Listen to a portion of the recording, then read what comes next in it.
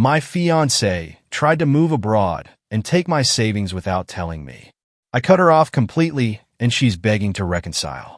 I'm 32, male, and I'd always thought of myself as a pretty even-keeled guy, more interested in saving up for a stable future than chasing quick thrills.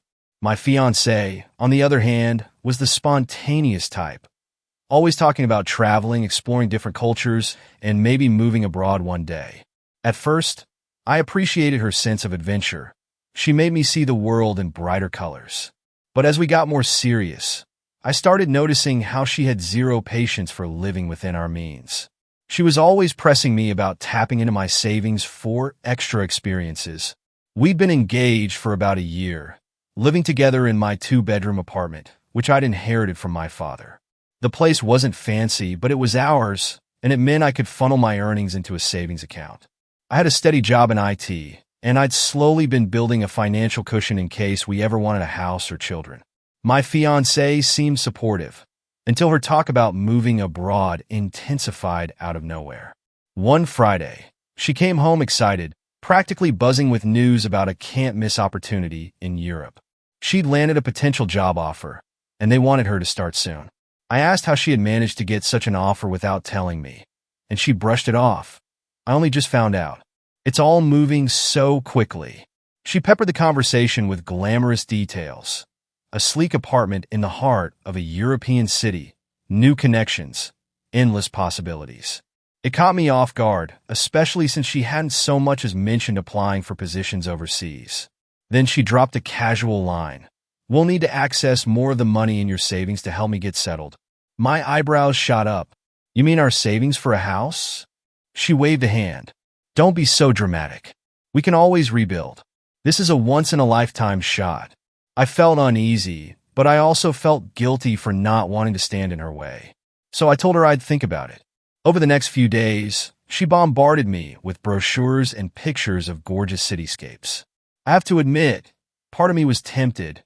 Maybe this was an adventure we could share.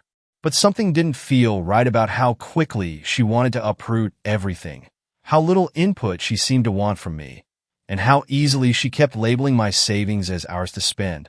That weekend, I woke up in the middle of the night thirsty. When I passed through the living room, I saw her laptop open on the coffee table. She'd left it on, and a half-finished email caught my eye. It was addressed to an international shipping company, instructing them to send her belongings to Europe, and mentioning a deposit she planned to make from an account that looked like mine. The body of the email even specified that I shouldn't be aware of the early shipment date. The words glowed on the screen like a flashing red warning sign. My heart pounded. She was planning to leave me behind entirely, wasn't she? Worse, she was trying to funnel my money into making that move possible. She must have assumed once she was gone, I'd be stuck with no choice but to accept it. Suddenly, the puzzle pieces clicked.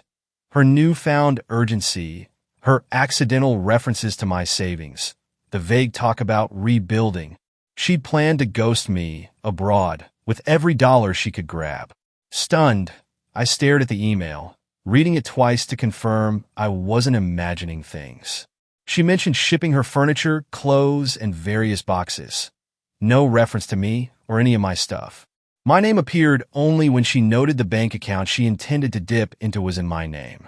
She wrote that she'd pay the shipping company by transferring funds from my fiancé's account, as if that was just a small hurdle. I felt my stomach twist. We were engaged, supposedly planning a life together, but here she was methodically orchestrating a one-way trip overseas. Before confronting her, I screen-captured everything. I also checked her search history, visas, rental contracts in a foreign city, tips on how to freeze a domestic partner out of a joint account. She'd researched every angle. It wasn't a momentary lapse in judgment.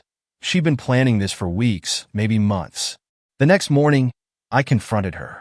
She was in the kitchen, sipping coffee like nothing had changed, scrolling through social media. I dropped a few printouts of her emails on the table. "Care to explain this?" She froze, her cup midair. Without looking up, she mumbled, "Where did you get those?" I barked back, "Your computer, obviously. You were going to take my money and fly out of the country." Her eyes darted around, searching for an excuse. Then the entitlement kicked in. "You have plenty saved. It's not like I'm stealing. It's for both of our futures. Maybe you'd come join me later. I demanded. When? Were you planning to tell me when you landed? She slammed her mug down. Don't be so dramatic. You always said you wanted a better life. This is it. I realized she'd convinced herself that she had every right to my savings, that I was merely an obstacle in her grand plan. When I threatened to call the bank and freeze my accounts, her tone shifted to desperation. She stepped closer, voice softening. Look, it's not what you think. I was going to surprise you. I wanted us to start fresh together without this dead-end city holding us back. But the emails were clear. She had no intentions of a romantic surprise. The shipping company had instructions to deliver to her name alone, with zero mention of me. I told her she had until the end of the weekend to pack her stuff and get out. That's when she lost it. She tried guilt-tripping me, reminding me of how she'd supported my goals, how she'd always been there for me. I shot back. Supported? You never supported me. You just used me to prop up your fantasies. Now you want to cut me out entirely. She glared, accusing me of being controlling and narrow-minded, as if I'd forced her to hide this scheme. Then she threatened to tell everyone that I was the one who'd broken our engagement out of pure selfishness. Her attempts at emotional manipulation were relentless. She insisted she had no choice but to take my savings because I wasn't making moves fast enough for the life she wanted. I felt that rage building inside me, but I also felt a harsh clarity. This was not the woman I thought I was marrying. A liar, a user, and someone who fully intended to leave me with empty pockets and an empty apartment. By Sunday night, she had packed most of her belongings, throwing them haphazardly into suitcases and crates. She barked at me. You're really making me do this? Ruining our future over a misunderstanding. I didn't respond, just stepped aside and watched her haul the last boxes out. As far as I was concerned, the engagement was dead the moment she started planning her secret exodus. I called the bank first thing Monday to lock down every account, changed the passwords on all online access, and transferred the bulk of my savings into a new account that only I controlled. For a while, I was numb. I kept replaying the scenario. How easily she tried to walk away with everything I'd worked for. How she'd barely disguised her contempt when I caught her. I told my closest friend about it, and he was livid on my behalf. He urged me to keep an eye out for any further attempts she might make to siphon money electronically. Sure enough, a few days later, I noticed suspicious activity. She tried logging into our old joint credit card. Thankfully, the bank had flagged it and required verification from both of us before processing her large withdrawal request. That confirmed she hadn't learned her lesson. She was still attempting to grab whatever she could. I made an immediate call to the card company, terminating her access for good. That same week, her mother reached out claiming I'd gone too far. She said I was leaving her daughter penniless, which was unfair given we were engaged and should share our resources. I calmly explained what her daughter had done. Her mother's only response was a half-hearted, "I'm sure there's a misunderstanding. You can't just cut her off." I realized entitlement might run in the family. I held firm, pointing out the documented evidence of her daughter's plan. After that, her mother quieted down, but not before warning me that I'd regret letting such a talented and driven woman slip away. I nearly rolled my eyes at the hypocrisy. Days turned into weeks, and I started trying to piece my life back together. The nights felt especially long. I'd stand in the apartment we once shared, remembering how we'd talked about the future, and I felt that sting of betrayal all over again. But I also felt relief that I discovered her scheme before it was too late. About a month later, she resurfaced with a phone call. "I need to see you," she pleaded. "We need to talk." My gut told me no good would come of a face-to-face, but a part of me wanted closure.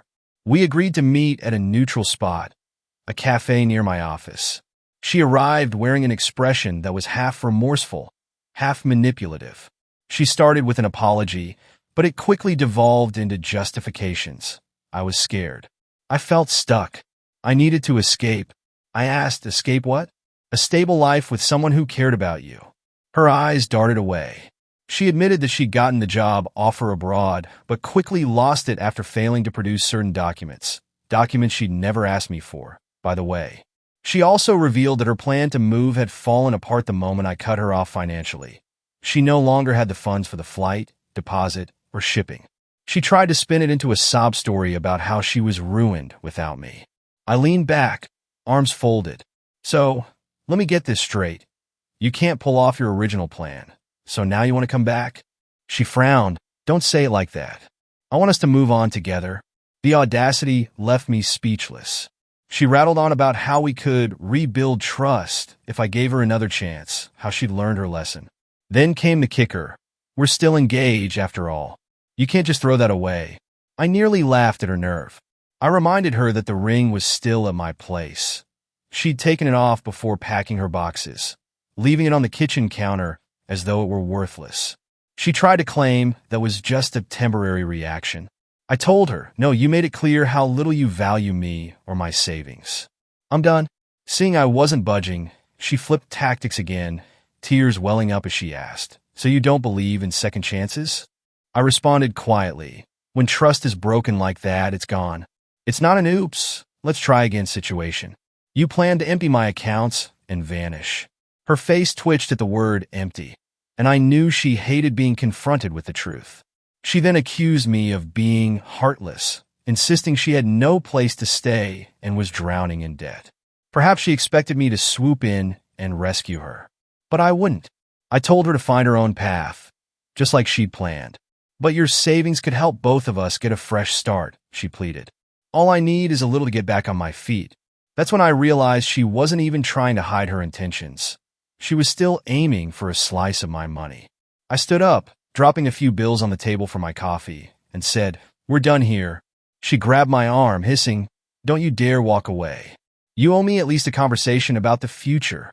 I shook her off. This was your conversation. I'm telling you, we have no future.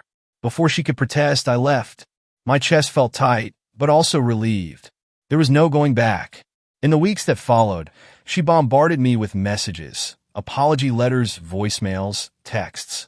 They oscillated between anger, blame, and desperate pleas. One day, she'd demand compensation for the emotional turmoil I caused. The next, she'd claim she was truly sorry. I ignored it all. My close friends reminded me I was better off without her. My father told me to consider changing my phone number if her harassment continued. So I did.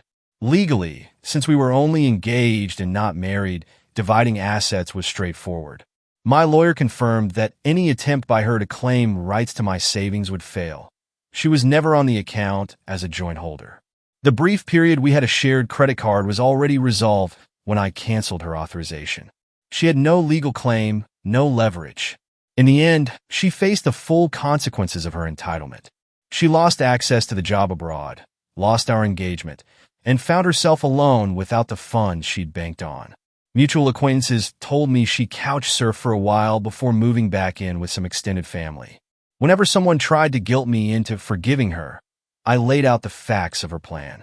Usually, that ended the discussion. While it hurt at first, I came to realize my narrow escape was a blessing.